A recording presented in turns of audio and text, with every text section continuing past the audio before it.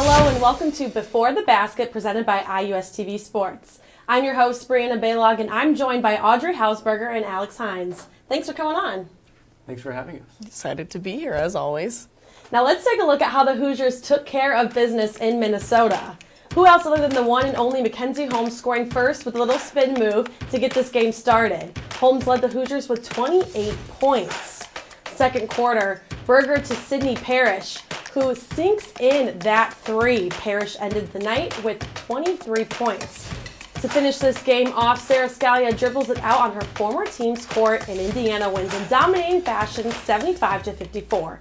Here's what Coach Morin had to say about the win. No, I mean, they're not, by any stretch of the means down there in that locker room right now, high-fiving. They don't think they played well. We didn't play well, in our opinion, okay? The scoreboard may reflect something different, but, in terms of our expectations in how we want to play, and 17 turnovers is just way too many for our basketball team. That's old against a young team.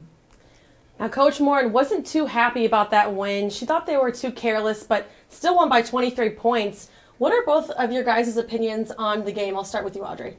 Yeah, it looked like it was going to be an easy game for Indiana early on. They led after the first quarter 20-6, but they still had so many turnovers in both the first half and the second half that it just wasn't pretty basketball. And a veteran team like what Indiana is just shouldn't be that careless with the ball. And they kind of got lucky because Minnesota wasn't able to produce off of their turnovers. They only had 9 points coming off of Indiana turnovers. So they were hitting their shots in the first, mostly because of Mackenzie Holmes. They weren't really hitting them in the second, but then they continued to turn over the ball. Minnesota just couldn't produce, so.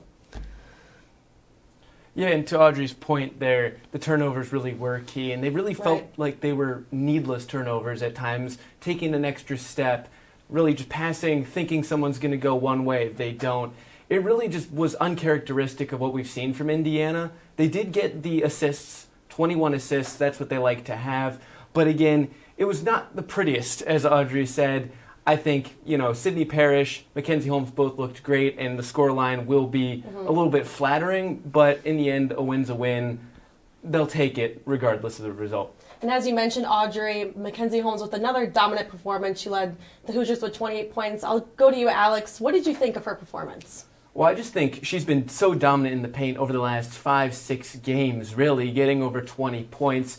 And part of it, I think, is just her ability to just spin around a defender, fake one way, go with the left then. And if you look before the game, the way they practice with the rest of their team, fake one way, go the other way. It's something that goes from just training into the game. It's just textbook basketball from her, but she executes it to perfection. Right, yeah. Mackenzie carried early in the game and continued to carry on throughout the entire game. Without her, I don't think any of the other veterans could have stepped up to win the game for them. So without Mackenzie, they're not winning that game. Like you said, she's creative down low. She can spin off. She can go up with either hand. She can catch and put it up quickly. Like, she is just a dominant force down there. And I think against the younger team, they just didn't know how to handle her skill level, her creativity, and she was able to just be the leading scorer when 3 out of the 5 starters didn't have double-digit points. Right. So she was really what carried them in that game. Let's take a look at their opponent for this week. Purdue took on the then number 2 Ohio State Buckeyes. The Boilermakers had a 14-point lead at the end of the first, but the fourth quarter is where all the action took place. Let's take a look. Purdue up by 2, and Taylor Theory with the layup to tie it at 58. Later in the fourth, Abby Ellis with the three-pointer to give Purdue a 9-point lead with 43 seconds to go. Ohio State tried to climb back, but the Boilermakers, for the first time in program history, knock off a top 5 team on the road. Final score, 73-65.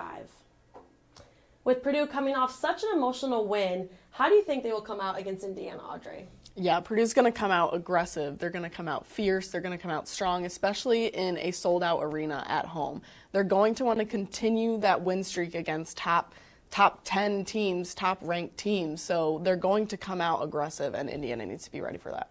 And they're a veteran team, too. And when they played in Purdue last time around, it was a close overtime thriller. Indiana pulled away. But those Purdue players, many of them on the starting lineup, this weekend will have played in that game Right. and will know what it's like to play in front of a large home crowd and play against a top-ranked Indiana team. So I think that's going to help them as well. And they've had really good performance, and to beat Ohio State is still a big feat, even if they were on a slide. So Right. a lot of momentum.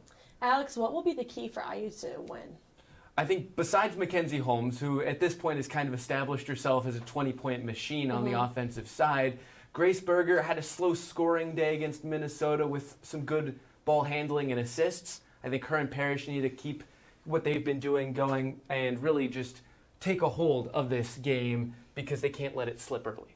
Right. They're going to need to get back to that balanced scoring that they didn't see in Minnesota. They can't just have Mackenzie Holmes putting up all the shots.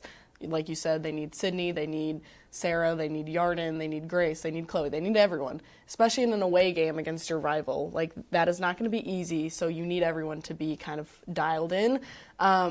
They need to control their turnovers. They need to get back to being responsible with the ball. And then when you look at Purdue, I mean, in the highlights, we just saw Abby Ellis, Caitlin Harper on fast breaks pull up and just hit threes. So they're a very good and sound three-point shooting team. So Indiana's going to have to know how to defend the perimeter well, and they're going to have to look for those fast break options that Purdue might just pull up and hit those threes. Yeah, so. Audrey, what is your final prediction for Sunday? Do you think it's going to be close? Ooh, it definitely will be close. There's no rival game that's ever like a blowout, Right. no matter who you are, Yeah. especially if you're playing in Mackey Arena. So I'm going to say Indiana wins by 5. Okay. No overtime. No overtime. Yes. Okay, I'm gonna go with the overtime Okay. option here. It went overtime last time Yeah. in front of that crowd. I think it would be crazy if it did. I'm gonna say Indiana though, still by 3. And that wraps up our show for this week. For our crew of Evan Kamikow, as well as the talented Audrey Hausberger and Alex Hynes, I'm Brianna Ballog. Thank you so much for tuning in to this week's episode of Before the Basket. Will Purdue upset number 4 Indiana? Tune in on Sunday at 2 p.m. to find out. There we go. I always think of